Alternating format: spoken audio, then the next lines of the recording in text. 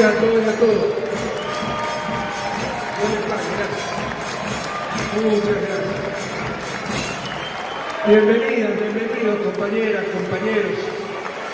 Qué gusto estar aquí. ¿Cómo me moría de ganas de estar aquí cuando estaba en Nueva York, en una asamblea general de las Naciones Unidas, a la que no le veo mucho sentido? Todos hablan y casi nadie escucha. Como decía, tal vez Estela tenga razón, me decía cuando le comentaba esto y veía los reportes de periódicos, de noticias sobre el éxito del ELAC, le decía, por gusto me fui, me hubiera quedado aquí, me dijo, era necesario que estés allá. Ojalá tenga razón, ojalá hayamos podido aportar en algo, pero realmente mi corazón estaba con ustedes, compañeros.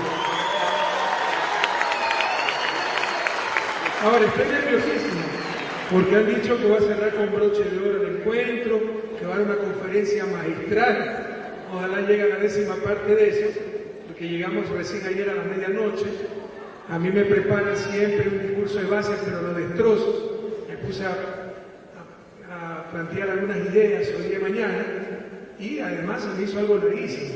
Así que cuando quiere que acabe, me hacen alguna seña, no muy grosera, por favor, para terminar. Pero hay tanto que decir, tanto que hablar, y sobre todo las vivencias, de las experiencias, de haber ejercido ya algunos años el poder, que rebasa muchas veces la teoría, los conceptos. Quisiera darle la bienvenida a todas y a todos, a las ciudadanas y ciudadanos de la patria grande, de nuestro querido Ecuador, a nuestra militancia, a la militancia de Unidos. Muchas gracias por su apoyo. Saludar a los señores representantes de los medios de comunicación social, a los compañeros representantes de las agrupaciones políticas nacionales que nos acompañan, a las compañeras y compañeros de partidos y movimientos de izquierda de Argentina, Bolivia, Brasil, Chile, China, Colombia, Costa Rica, El Salvador, España, Francia, Guatemala, Honduras, India, Italia, Kurdistán, México, País Vasco, Palestina, Panamá, Paraguay, Perú, Portugal, Puerto Rico, República Dominicana, República Árabe Saharaui, Uruguay, Venezuela y Yemen aquí presentes. Bienvenidas, bienvenidos. Realmente el éxito de este encuentro es extraordinario. 67 movimientos y partidos de todas partes del mundo, alrededor de 23 países del planeta. Un abrazo muy especial a nuestros héroes, perdón que diga nuestros héroes, porque no solo son héroes de Cuba, son héroes de la patria grande, que nos inspiran, que nos señalan el camino, a nuestros héroes cubanos que estuvieron detenidos en cárceles de Estados Unidos y Somalia. Cuánta hipocresía, cuánta doble moral hay en el mundo, ¿no? Nos dan cátedra, supuestamente derechos humanos, seguridad jurídica, pero todo es en función de sus intereses. No estuve en las intervenciones de los compañeros cubanos, he leído su historia, y sé todas las atrocidades que se hicieron para acusarlos de delitos, de cosas que jamás cometieron. Lo único que hicieron fue defender a su Cuba querida, defender al propio Estados Unidos de ataques violentos. Un saludo a las señoras y señores ministros, secretarios de Estado y autoridades del Gobierno Nacional, a nuestras queridas compañeras y compañeros asambleístas, representantes del cuerpo diplomático acreditados ante el Gobierno Nacional, a nuestra querida Blanca, diputada del Partido Socialista Unido de Venezuela, al señor Pablo Vilas, director de la Casa Patria, al comandante Ramón Balaguer, histórico combatiente de la Revolución Cubana. Y aunque jamás debemos perder la esperanza, es un poco decepcionante ver algunas veces cómo no se cambian las visiones, no se avanza. Es imposible que entiendan la realidad. Cuando escuchaba el discurso del presidente Obama en oración de la 70ª Asamblea de las Naciones Unidas, lo que dice es, pide que se levante el embargo contra Cuba, no por ilegal, no por inhumano, no por atentar contra la Carta Interamericana, sino porque no funcionaba. O sea que si funcionaba, sí tenía que continuar el embargo. Y es hora de que se den cuenta que aquí hay una América Latina, digna, soberana, que no vamos a aguantar esta clase de abusos. Lo que está logrando Cuba no son favores, no son concesiones, en justicia y se lo ha ganado en base a la dignidad, el heroísmo, la valentía de su pueblo. ¡Que viva Cuba, compañeros! Un abrazo a Fabián Solano, presidente del Frente Unido y del Partido Socialista, a nuestra querida Estela Carlot, presidente de las abuelas de Plaza de Mayo, que también cuando estamos cansados, parece que ya no podemos, nos acordamos de ustedes, querida Estela, y su lucha nos ilumina, nos da ánimos para continuar. Muchas gracias por estar aquí. Un saludo al compañero Ricardo Patiño, representante del Bureau de Alianza País y canciller de la República. Pero debe ser el único canciller del planeta que siempre llega después del presidente. La revolución de la puntualidad no ha pasado todavía por el compañero Patiño. Y si yo llego unos minutos atrasado es que me cogió medio mundo afuera para foto, saludar, así que disculparán. Un abrazo a Guillermo Long, presidente de la Comisión de Relaciones Internacionales de Alianza País. Felicitaciones, Guillermo. Felicitaciones, Alianza País. Felicitaciones a todos los organizadores de este evento. Muchísimas gracias. Esto nos ha llenado de orgullo, de alegría. Felicitaciones a nuestra militancia. ¿Cuándo? Si va a haber 3 días llenos, un salón como este, un auditorio como este, para discutir temas ideológicos, temas políticos y de izquierda. Este es un buen ejemplo del cambio de época que vive nuestra América. Un saludo a Raúl Pérez, presidente de la Casa de la Cultura, y muchas gracias, querido Raúl, por permitirnos estar aquí. Un saludo a la compañera Doris Solís, secretaria ejecutiva de Alianza País, a Martín Torrillo, querido amigo y expresidente de Panamá, y a la señora Gabriela Revedera, presidenta de la Asamblea Nacional.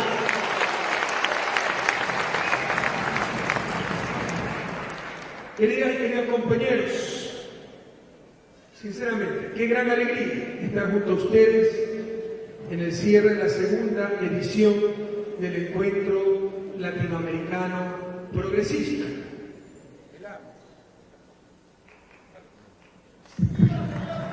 En el acto, que durante 3 días reunió a representantes, delegados y personajes políticos, sociales, sindicales de países hermanos de todo el mundo. Como les dije, me hubiera encantado acompañarlos en este encuentro de reflexiones y debates. Si he leído algunas de las ponencias, básicamente el vicepresidente de Ecuador, el vicepresidente de Bolivia, para mí, Álvaro García, uno de los más grandes intelectuales que tiene en este momento nuestra América. ¿Cómo me hubiera gustado estar aquí? Porque ustedes saben que debía asistir a la reunión número 70 de la Asamblea General de las Naciones Unidas, pero no podía perderme la oportunidad de estar aquí con ustedes, compañeros revolucionarios de nuestra América.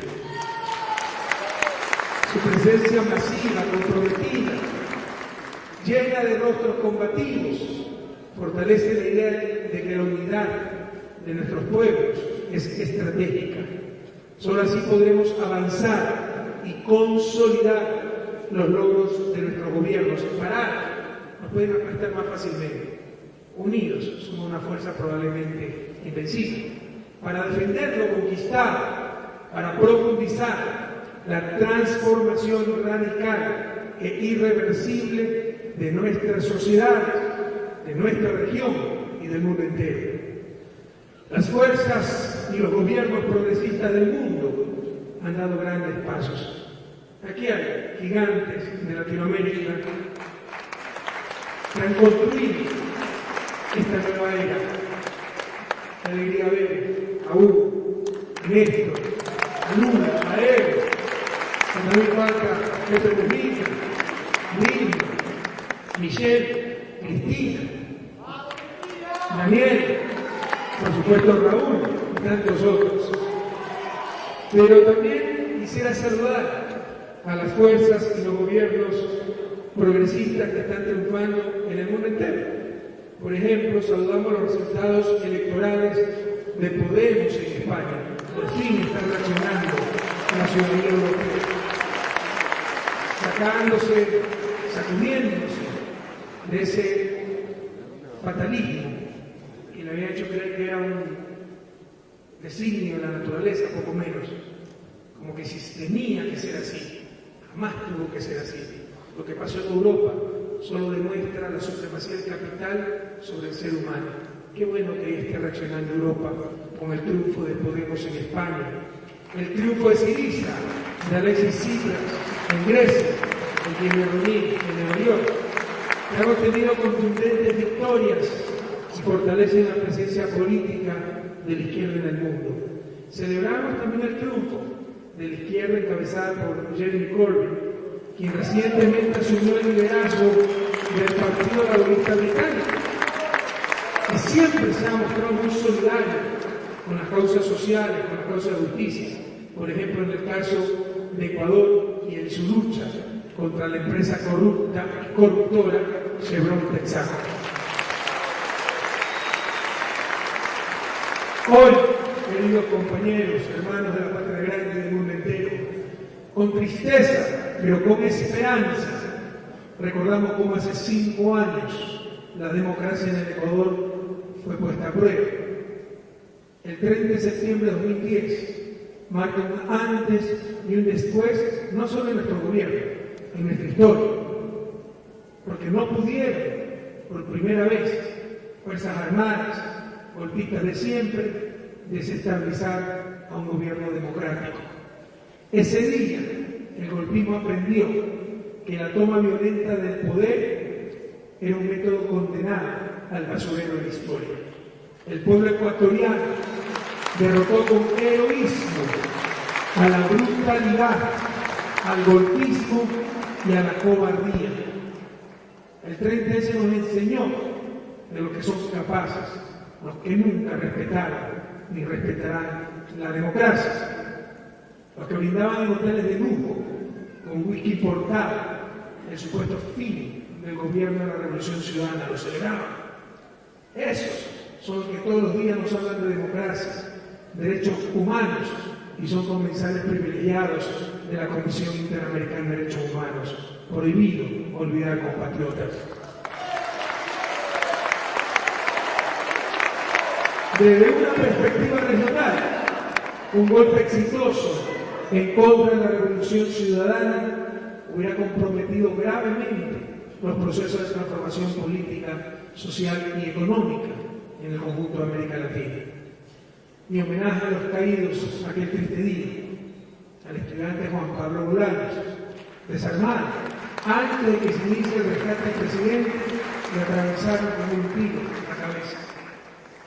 Estaba con otros miles de ciudadanos desarmados fuera del hospital de la policía para defender la democracia. Nuestro saludo a los familiares y nuestro recuerdo a los soldados Jacinto Cortés y Darwin Pancha, caídos en el rescate de los compañeros presidentes, policía del GIG, Froilán Jiménez, caído mientras resguardaba la salida del vehículo presidencial, y el policía de Calderón, muerto en un absurdo cruce de bala cerca del regimiento Quito 2. No podemos olvidar la acción heroica del capitán Alex Guerra, quien salió junto al presidente, dejó a salvo al presidente, pero regresó al hospital a rescatar a sus compañeros y recibió un balazo en la espalda que lo tiene condenado por vida a una silla de ruedas. Tampoco podemos olvidar los más de 20 heridos del Grupo Especial de Operaciones, grupo de élite del Ejército, que llegó hasta la habitación donde yo estaba, en el hospital policial, y logró rescatarlo, y de otras unidades de nuestras Fuerzas Armadas. Todos ellos y sus familias aún viven las consecuencias de la cobarde agresión del 30 de septiembre de 2010. Pero sepan todos ellos, y nuestro país, que lo sepa el mundo entero, que su lucha no fue en vano, pues seguimos avanzando con paso firme en la patria de igualdad, justicia y equidad que todos buscamos. Desde aquí va nuestro homenaje a esos héroes de la patria. Y aunque no lo crean, aunque parezca increíble para la gente, los extranjeros, los hermanos de la patria grande que nos visitan, todavía hay prensa, todavía hay opositores que niegan lo que sucedió el 30 de septiembre. Dicen que todo fue un show, que fue un autosecuestro del presidente. Seguramente los 6-7 balazos del capó del carro presidencial también fueron parte del show. Increíble. hasta dónde llega la miseria humana, el fundamentalismo, el odio, etc. Y el instrumento que utilizaron para generar lo que nosotros llamamos el 30 de septiembre de 2010 fue la aprobación el día anterior en la Asamblea de la nueva ley orgánica de servicio público. Le fueron a decir a los policías por mensajes, por publicaciones de prensa, por pasquines, a ellos y a los militares, que se iba a reducir el sueldo, que le quitaban la bonificación, y lo que hacíamos era racionalizar todo aquello. Hoy todos reconocen que la LOCEP es una de las mejores leyes de servicio público de nuestra América, pero prohibido olvidar, manipulando la LOCEP generaron el 30 de septiembre.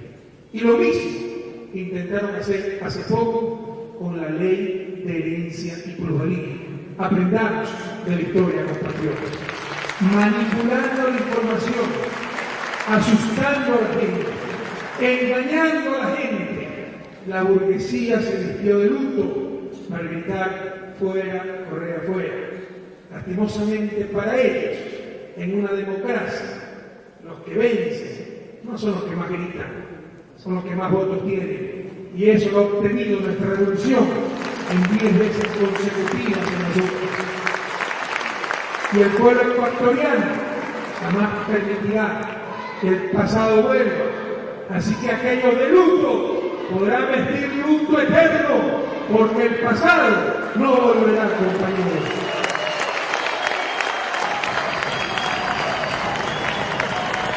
Dijeron que esas leyes afectaban a los pobres, la clase media. ¡Absurdo! Yo les dije, si me demuestran que eso es cierto, retiraré definitivamente las leyes. No lo han demostrado, no lo podrán demostrar, porque mintieron. Esa ley afecta en el caso de herencia a menos del 2% más rico de la población, y en el caso de la plusvalía, aún a mucho menos. Y es parte fundamental de nuestra razón de ser como izquierda, la búsqueda de la justicia social. Conceptualmente, quitar esas formas ilegítimas de riqueza, que los que nacen en cuna de oro paguen un poco por los que nacen sin cuna en una América Latina, que todavía es el continente más desigual del planeta. Que los que tienen la propiedad de la tierra y especulan con esa tierra no tengan esa ganancia extraordinaria y legítima.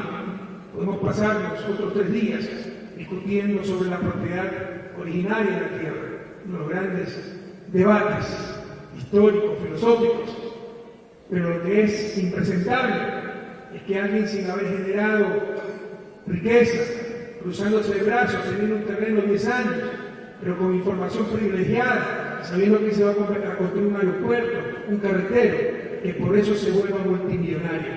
Y ustedes saben que gran parte de nuestra oligarquía, algunos dirigentes políticos, algunos alcaldes que se creían dueños del país, han lucrado de esa especulación. Esa fuente ilegítima de riqueza, nunca más, compañeros. Eso a nivel conceptual, a nivel empírico, como les decía, menos del 2% de las familias poseen los medios de producción, poseen más del 90% de las empresas. ¿Cómo podemos aceptar una realidad de esa naturaleza? El propio Papa Francisco, que es una gran noticia para América, para el mundo, para la Iglesia, el primer Papa latinoamericano en la historia de la humanidad, el propio Papa Francisco, esa maravilla llamada Laudato Si, su primera encíclica y la primera encíclica ecológica de la historia de la Iglesia, lo dice: sobre toda propiedad privada grava siempre una hipoteca social. No tenemos que pedir disculpas de nada. Hemos hecho lo que teníamos que hacer y lo que tenemos que hacer todavía con mayor radicalidad, compañeros. América Latina es el continente más cristiano del mundo, pero también es el más desigual. Esos 164 millones de pobres, 68 millones de estos en extrema pobreza, esperan todavía que le llegue la tan cacareada libertad, los tan cacareados derechos humanos, incluso la misma democracia. Álvaro ya nos hablaba del concepto minimalista de democracia. Coincidimos en eso, nos vemos el pensamiento. América Latina ha tenido elecciones, todavía falta por inaugurar la verdadera democracia, que es la igualdad de oportunidades, los derechos para todos, compañeros, no solo para unos cuantos. América Latina es el continente más cristiano del mundo y a la vez más desigual. Por eso siempre digo, compañeros, que el problema no es la escasez de golpes de pecho, sino la abundancia de pellejos demasiado duros. Y técnicamente tenemos que dar un paso adicional para la justicia. América Latina ha avanzado, la desigualdad ha disminuido, pero en la distribución del ingreso, o más exactamente, en la redistribución del ingreso, lo que los economistas llamamos la distribución secundaria del ingreso. La distribución primaria es lo que obtiene el dueño de los medios de producción, lo que tienen los asalariados. Luego, con los impuestos, se redistribuye ese ingreso.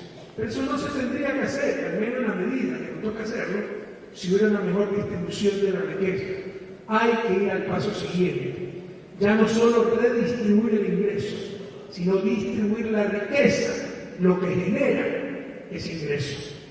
Queridos compañeros, la ley de herencia, la ley de plusvalía, son de las cosas más coherentes que hemos hecho. Segundo Encuentro Latinoamericano Progresista ELAP, Ecuador 2015. Democracias en revolución por la soberanía y la justicia social.